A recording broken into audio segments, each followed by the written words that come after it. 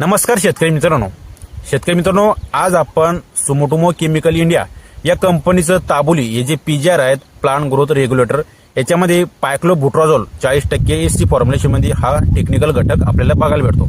तर मित्रांनो, याच्याबद्दल आज आपण माहिती जाणून घेणार आहोत। तर सर्वप्रथम तुम्ही जर का आपल्या चॅनलवरती नवीन असाल तर आपल्या चॅनलला सबस्क्राईब करा, जेणेकरून अशी शेतीविषयक माहिती व शेतीविषयक नवनवीन व्हिडिओ तुम्हाला सर्वात अगोदर त्या ठिकाणी बघायला मिळेल। तर मित्रांनो, सुमोटोमो केमिकल इंडिया या कंपनीचं ताबोली हे जे पीजीआर आहेत, तर याचा वापर आपण नेमकं हरभरा पिकामध्ये केव्हा करू शकतो, तर याचीच आज माहिती आपण जाणून घेणार आहोत। मित्रांनो, ज्यावेळेस आपलं हरभरा पीक हे 40 ते 45 दिवसाचं होत असतं, त्यावेळेस आपल्याला हरभरा पिकामध्ये 10 ते 15% फुलं लागताना त्या ठिकाणी दिसत असतात। तर मित्रांनो, याचा वापर आपल्याला 2 स्टेजमध्ये करायचा आहे। पहिल्या स्टेजमध्ये ज्यावेळेस आपलं हरभरा पीक 10 ते 15% फुलं लागतात त्यावेळेस करायचं आहे, आणि दुसरी स्टेज हे ज्यावेळेस आपल्या हरभरा पिकामध्ये चांगल्याच प्रकारची फुलधारणा लागलेली आहेत तर त्यावेळेस सुद्धा करायचं आहे। तर आता हे 2 स्टेज मी का सांगतोय तुम्हाला, बऱ्याचशा शेतकऱ्यांचं जी जमीन असते तर ती समजा तापड जमीन असते, तर त्यांच्या शेतामध्ये जे हरभरा पीक आहेत तर ते हरभरा पीक हे वाढीवर जात असतं। म्हणजे तापड जमीन भारी जमीन असल्यामुळं ज्यांनी नॉर्मल बी समजा पाणी दिलं तर ते पाणी दिल्याच्या नंतर ते वाढीवर जात असतं, आणि वाढीवर गेल्याच्या नंतर हरभरा जर का जास्त वाढ झाली तर त्या ठिकाणी आपल्या हरभरा पिकामध्ये फुल ड्रॉप होण्याची समस्या लागते आणि फुल आपल्याला त्या ठिकाणी कमी लागताना दिसते।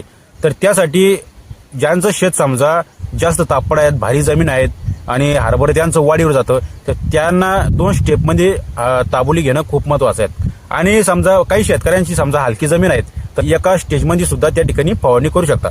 तर मित्रांनो, आता जी भारी जमीन आहे तर त्या भारी जमिनीमध्ये आपल्याला 2 स्टेज मध्ये ताबोलीचा स्प्रे घेणं खूप महत्वाचं आहे। कारण की बऱ्याचशा शेतकऱ्यांची जमीन ही भारी आहे, त्यांनी जर का कमी पाणी दिलं तर कमी पाणी दिल्याच्या नंतर सुद्धा त्यांचं हरभरा हे वाढीवर जात असतं। जास्तीची वाढ जर का हरभरा पिकामध्ये झाली तर आपल्याला फुलधारणा जी असते पिकाची तर ती फुलधारणा कमी लागताना दिसते, हरभरा पिकामध्ये फुल ड्रॉप होण्याची समस्या भासते, आणि जर का जास्त वाढ असली तर आपल्याला फुलाची संख्या त्या ठिकाणी हरभरा पिकामध्ये कमी दिसते। तर अशा पद्धतीने आपल्याला भारी जमिनीमध्ये 2 स्टेजमध्ये ताबोली घेणं महत्वाचं आहे। एकदा 10 ते 15% फुल लागतात त्यावेळेस घ्यायचं आहे, आणि एकदा अधिकची फुलधारणा होती त्यावेळेस घ्यायचं आहे। तर भारी जमिनीमध्ये 2 स्टेजमध्ये आपण घेऊ शकतो, आणि ज्यावेळेस हलकी जमीन असते तर हलक्या जमिनीमध्ये एकच स्टेज आपण त्या ठिकाणी फवारणी करू शकतो, आणि ती स्टेज म्हणजे ज्यावेळेस जास्तीची फुलधारणा लागते त्यावेळेस आपण हलक्या जमिनीमध्ये ताबोलीचा स्प्रे त्या ठिकाणी घेऊ शकतो। अशा पद्धतीने आपण फरक बघितला भारी आणि हलक्या जमिनीच्या माध्यमातून। तर आता ज्यावेळेस आपण ताबोली हे पीजीआर आहेत तर हे पीजीआर जर का आपल्या हरभरा पिकावरती फवारलं तर याचा रिझल्ट म्हणजे ज्यावेळेस आपल्या हरभरा पिकाची जी अनावश्यक वाढ होते तर ती वाढ थांबते, आणि हरभऱ्याला जास्तीचे फुलवे लागण्याला मदत होते।